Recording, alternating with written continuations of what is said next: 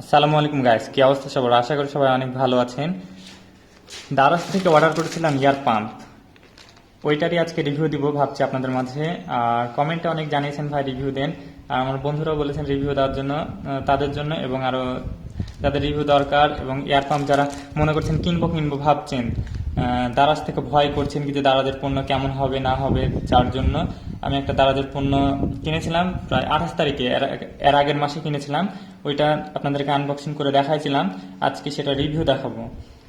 আর রিভিউটা আমি অনেকদিন আগে দিয়ে দেওয়ার চিন্তা ভাবনা করেছিলাম, অনেক ব্যস্ত থাকার কারণে আমি আপনাদের মাঝে রিভিউটা দিতে পারিনি। আজকে সেটা রিভিউ দিব এবং দেখাবো যে এটা আসলে কেমন কাজ করে।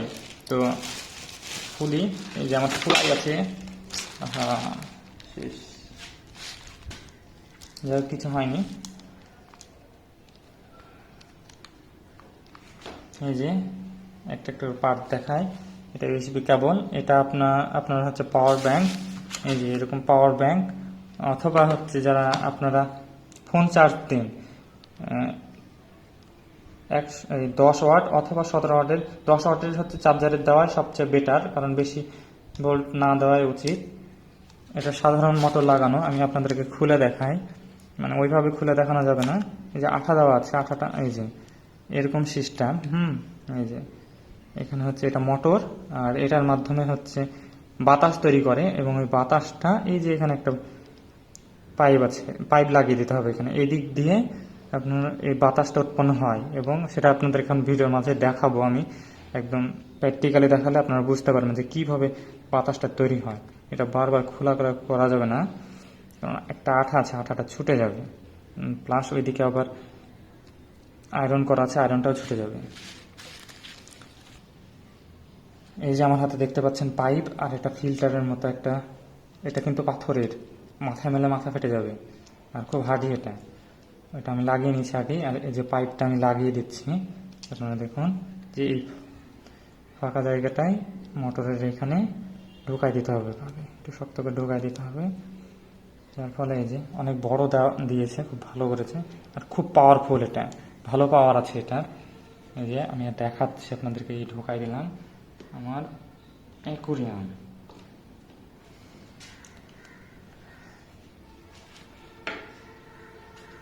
এই যে পাওয়ার ব্যাংক, এরকম একটা পাওয়ার ব্যাংক হাতের কাছে থাকলে আর কি লাগে। এই যে পাওয়ার ব্যাংক দিয়ে দিয়েছে অলরেডি, শুনতে পাচ্ছেন বোধ হয়, খুব ভালোভাবে হচ্ছে, খুব কাছ থেকে দেখায়। এই যে দেখতে পাচ্ছেন খুব সুন্দরভাবে হচ্ছে, এটা আমারটা প্লাস্টিকের, যার জন্য বোঝা যাচ্ছে না। আর আমি আজকে পানি চেঞ্জ করলাম, কারণ পানি অনেক ময়লা ছিল, যার জন্য আপনাদের মাঝে ভিডিওটা নিয়ে আসতে পারিনি, ওটাও একটা কারণ। আজকে পরিষ্কার করলাম। আর মনে করিয়ে দেওয়ার জন্য ধন্যবাদ আমার বন্ধুদেরকে, ওনারা কমেন্ট করে জানাইছিল যে রিভিউটা দাও, আর সেই সুবাদে রিভিউটা দিয়ে দিলাম আজকে। আপনারা সবাই দেখবেন এবং কমেন্ট করে জানাবেন। ভালো পরিমাণে পানিটা হচ্ছে এয়ার পাম্প দিয়ে ভালো পরিমাণে একটা অক্সিজেন তৈরি করবে, আর এটা এতটুকুটার জন্য বা এর চাইতে একটু বড়োর জন্য পারফেক্ট। আর খুব পাওয়ারফুল মোটরের সাউন্ডটা শুনেন, ভালো একটা সাউন্ড হচ্ছে। আর আপনারা অনেকে কমেন্ট করবেন যে ভাই এগুলা এই প্ল্যান্ট কেন দিয়ে রেখেছেন।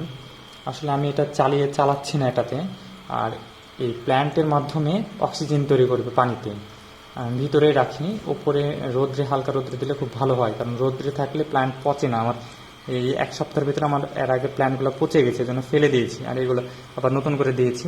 ওইটা কাটা ঝাঁঝিটা হচ্ছে পচে না অতটা, তবে এইগুলো যদি রোদ না পায় তাহলে পচে যাবে। কেমন লাগলো জানাই দিবেন। এই হচ্ছে আমার এয়ার পাম্প, তারাস থেকে অর্ডার করা। আলহামদুলিল্লাহ খুব ভালো এটা, এবং আপনারাও নিশ্চিন্তে দারাজ থেকে অর্ডার করতে পারেন। প্রাইসটা বলে দিচ্ছি, 399 টাকা নিয়েছে, আর ডেলিভারি চার্জ সহ নিয়ে নেবে বেশি। আমার ডেলিভারি চার্জটা কম লেগেছিল যখন ওদের ক্যাম্পিং চলাকালীন যেমনটা থাকে সচরাচর। আর আপনাদেরকে আর একটা জিনিস দেখায়, আমার